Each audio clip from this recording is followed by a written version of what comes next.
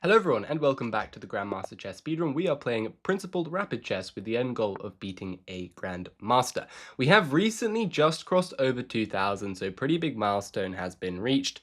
They're going pawn to e4, and at this point I think, actually I had a viewer suggest that I should play the Caro-Kann. So I will actually be taking viewer suggestions for the next couple of games. So if you have any opening that you'd like to see me play in particular, then just leave a comment with that opening. Okay, so they've just played knight up to c3. This is, actually don't know anything about this. All I know about the Caro-Kann is that you play c6, you play d5. I've only really played it with the white side, but I guess we're going to try and figure it out as we go along. So I've recaptured with the pawn, kind of made the building block here. This move doesn't seem very good because white has their c-pawn behind the knight. Which means that they can't really fight for the center with pawns, which is something that you generally want to do. So I'm just going to continue developing with knight to c6, putting some pressure on this pawn in the middle. And we're going to try and wait to see where they develop this knight so that maybe I can pin it with this bishop before I play e6, because I don't want to play e6 right away, as that would seal in my light square bishop. All right, they go for bishop to b5. I'm just going to go knight f6, continuing my development, protecting this pawn here. And they say h6, so they say, no sir, your bishop is not going to g4. And I say, all right, so be it. Let's put it on f5. It looks like a pretty good square either way. Then we're going to go e6 and maybe bishop d6. And weirdly enough, we've ended up with a kind of London system. So I don't know how standard this is out of the Caro-Kann, but the London system is not at all bad. Very, very solid opening. And I'm quite happy to put my bishop on d6 like this, patrolling this diagonal and potentially going for a checkmating attack, although I think first priority should be just castling and developing our rooks. So we'll see where to go from there. They play an extremely committal move. Pawn to f4, I'm not a big fan of this from them. I really don't think this is a great approach. I don't know if they want to go for g4 and even more expansion. That seems pretty wild. I think the most important thing that we should probably be doing here is castling and calculating concretely whether or not g4 is any good for the opponent. So like g4, we could also sack here, but I don't like that very much because they've got pieces near the king side that can defend. And our bishop's blocked out. What else? Castles, g4. Actually, let's say bishop g6. If they go f5, I'm taking it and then going bishop h5. I don't think their plan really makes any sense. And it's a pretty good practice that the first thing you should do is not necessarily be scared of your opponent's plan, but try and evaluate whether or not you think it makes any sense, and I don't think it does. So they're going knight g3. Apparently that's their plan. That's not what I was expecting at all. Even if they take this way, that doesn't seem very good for them. It's all very, very strange play from the opponent. You know, I think I'm just going to continue developing with a rook to the c file and see what they have to offer. If they want to capture this way, then I'm going to open up the file for my rook and also put it right there. And this looks like an incredibly good position for black because we have this e4 outpost and they do not have this e5 outpost, because in the future we could play f6 and we'll be able to kick their piece out of the e5 square. So there are some big time positional weaknesses that they'll have to deal with, and also if they don't move the knight out of the way soon, then this pawn could come under fire as well. So they've gone knight to e2, which makes sense. They're trying to safeguard their pawn with c3 potentially. And I'm just going to continue with rook to e1, putting my rook on this nice open file that has just been created. They're going c3. And I think, yeah, the time has come. Let's tickle the bishop with an a6 pawn push. They go bishop back to d3. And I quite like the look of just g6 here, just protecting the pawn on f5. I don't necessarily want to commit to knight e4, even though it's probably a very good move, because this capture can be met with a knight capture. But for now, I'm actually just going to play this one very, very slow. I'm going to play king up to g7, maybe h5, h4, and improve the queen. Eventually, I'll stick the knight in the center, but At this point, black is the one calling the shots, so we're just going to improve the position very, very gradually. Another idea to keep in mind is this b5 and maybe b4. There's also b5, knight a5, knight c4, trying to make another outpost for the knight, which I very much like the look of. And there's quite an interesting concept here, which is that you don't necessarily want to put your pieces on the outpost squares when it's a pawn that's looking to recapture. And the reason for that is because when you recapture with the pawn, it's now filling up the outpost square and you lose that square, you lose the control of that square because the pawns don't control the squares in which they're on. So let's take back with the queen for now. We can continue with this plan here. There is always this in reserve, of course. And wow, I completely missed that move. That's not good at all. This is very, very bad. Very, very bad. Wow, that's a huge tactical oversight from me. Okay. You got a little sloppy there. I mean, I got sloppy.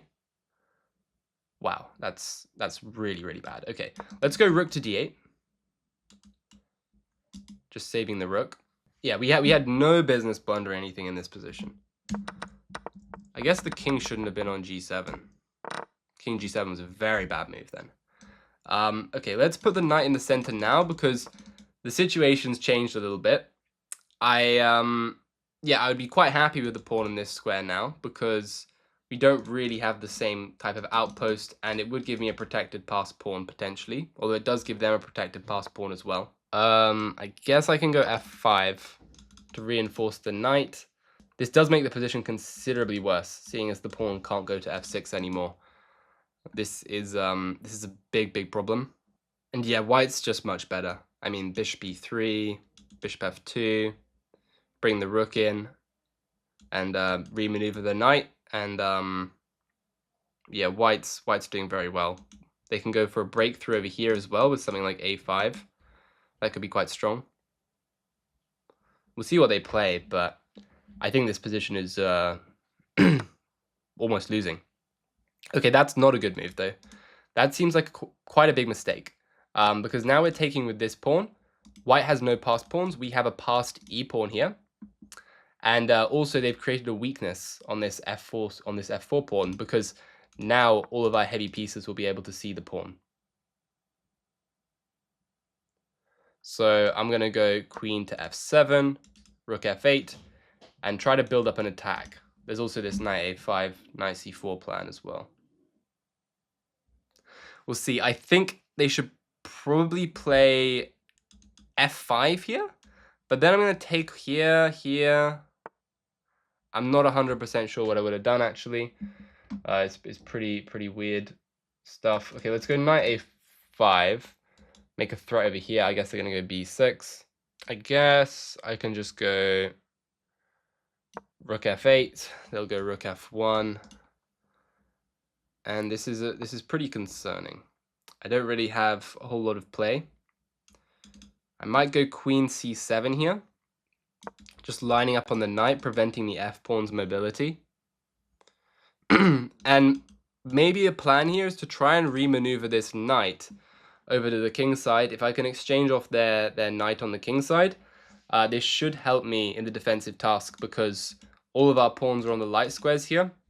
They have a dark square bishop and some dark square pawns as well. So in a pure dark squared bishop versus dark squared bishop position, we should have maybe not an advantage, but at least an equalish position. So I'm going to start by remaneuvering the knight over. They can still play f5, but I'm taking everything with check, taking here, taking back, and this endgame is probably winning for black, actually, because I would have this tricky move at the end of the line, pawn to b4, after everything gets liquidated off the board.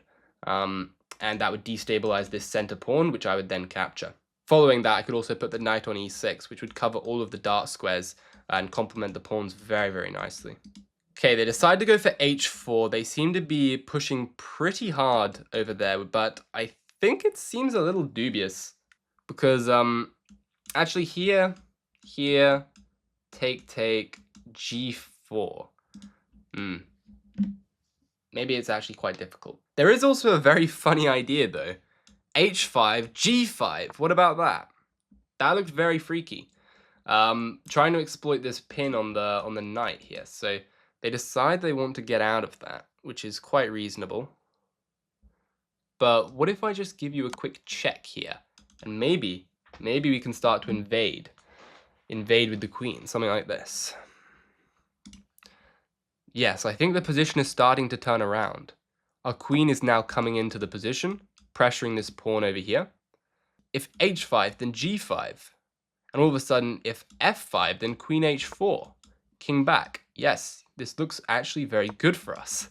Somehow, in an absurd turn of events, we may actually be winning this one. This pawn is now just threatening to capture here. And if they move it anywhere, they can't capture it because then they drop the rook due to this pin. If they push here, then there's queen h4, king g1, and bishop takes on g3. They play rook h1, but now they're just running into this pawn fork like this, the baby fork. And yeah, the game is now over. So I got a little bit lucky there. Dodged a pretty big bullet, and they decide to resign the game. Let's take a look at the analysis. I think that's a very, very good example of getting too caught up in the positional elements of the game and just missing some basic tactics. But we'll see if there was any more to it than that. Okay, so we played that one at an 81.4 accuracy. It does look like we did just get the early advantage and then blundered that tactic, which was a very nice spot from them. And then from there, the game sort of slipped back into our favor. So let's see. This is apparently... I mean, I'm surprised that people around 2000 are still playing like this, because you're not meant to put the knight in front of the pawn. The pawn should be supporting like this, and the knight often goes to d2. So as far as I'm aware, if you're going to play this position, you want to play this pawn to d4 immediately. Go for something like this, where the knight captures here, and then you allow the pawn to go up to c3. So it's a bit of a weird way for them to play by capturing here, but it's just very good for black now, actually. So the Caro-Kann is clearly quite an effective weapon. People often getting confused by the looks of it. Bishop goes out to f5, and Engine likes pawn e6, which is quite interesting, because this blocks in the bishop. But I have seen this be the top move, and the reason I think is because you like to go bishop d6, castle, and then later break with an e5 push. So yeah, it makes some sense, and if you can provoke f4, then I guess they're just creating too many weaknesses on the king side. But anyway, we play bishop f5, here, e6, bishop d6, f4, and castles is great. Okay, that's very nice to see. And g4, yes, bishop g6, and we were correct that this whole line here is simply not good at all for white, and we would have been very happy to allow them to play this. So instead, knight goes to g3. We allow the capture, which is not good for them once again, for the exact same reason as I said, that our knight can access this outpost, and their knight cannot access this outpost, because we have f6 in the future. They go knight e2, we improve a rook, here, improve this, g6, nice, and these are all best. But here, king g7 is not the right approach. The king is no safer on g7 than it is on g8. And yeah, I mean, I should have just thought more concretely, rather than the general theory of, okay, you just put the king on g7 to cover up the holes here. A better move would have been something like knight a5 to go for knight c4 and try and provoke this pawn forward so that we can create another weakness. That would have been the way to go. I think, yeah, knight e4 is not super accurate. It's not a bad move, but it's not the most accurate, although it does make a passed pawn. So if you want a nice simple advantage, that would have been one way to go as well. But seeing as we're getting up to the high ratings, I want to try and show you guys how you can try and squeeze the maximum out of these positions. And one of the best ways to do that is by not making things simple for them and just keeping the position flexible so that the threat of knight e4 always remains, even if we don't actually play it.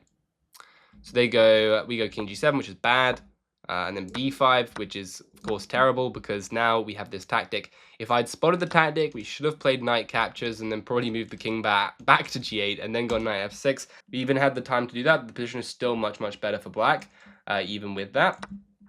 But we just blundered this terrible move and luckily regained some composure. We did play the next best moves after this. Knight e4's not quite it. Apparently, white could have really jumped on jumped on us with here with this queen g4 and a knight potentially jumping in like this.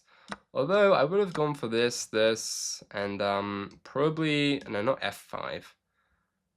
Yeah, I actually don't know, but we would have ended up with this position, which I can definitely see looks quite pleasant for white. Just going to move the queen out of the way, bishop d2, and rook to d1. So they ended up playing queen f3, which is a mistake because now we reinforce the pony with f5, and they have no more queen g4 to make all of these threats. They captured. We captured this way, which is an inaccuracy because they can go for queen g4 again. Should have taken this way and built a big wall on the king side. I didn't want to give them a passed pawn or any pawn breaks over here, but definitely that makes a lot of sense. So we played the wrong move again. Queen f7, although the position is around equal. Knight h5, b3. And yeah, this move is also inaccurate. We should have been focusing on this pawn and immediately gone here. I thought, why not provoke this weakness, but it's definitely not the way to go. And yeah, eventually they didn't quite find the right way through. They should have played c4, an explosive move. And yeah, this makes so much sense. This is pretty brutal, actually, because now they're just chopping down the center, breaking down the middle. And yeah, that's why we had to act very, very swiftly, actually, and not help them play c4. We had to go knight e7, rook f8, and this whole plan immediately. Definitely no time to waste. But they didn't quite capitalize in time. And after knight goes over to e7, it's actually black who has a big advantage. And queen d7 is the accurate move as well. And queen g4, and now the game completely turns in black's favor. They've definitely overextended this position. They have no real attack, and we are the one with all of the pressure. So they end up going h5, g5, nail in the coffin here. Pretty brutal stuff. If they went f5, then like I said, we had queen h4, king g1, takes it here, takes, bishop takes, rook takes, not rook takes, maybe rook takes actually, because after here there's bishop to h2, which is quite funny, but I didn't see that from afar, although in the actual position we probably would have just gone for knight takes as well, which is also completely winning. So all of that means that the game ends up in a tactical mess, one of which we come out on top. With this pawn fork, the game is over because we're going to take here. And if they go back, then like we win the queen like that. I mean, the queen obviously wouldn't go there, but I'm just showing that, yeah, the game was completely winning. So thanks to everyone who watched this far. If you enjoyed my style of teaching and might be interested in some one-to-one coaching, then do check out the link in the description and send me an email. But other than all of that, if you liked the video, please like and subscribe, and I'll see you all in the next one.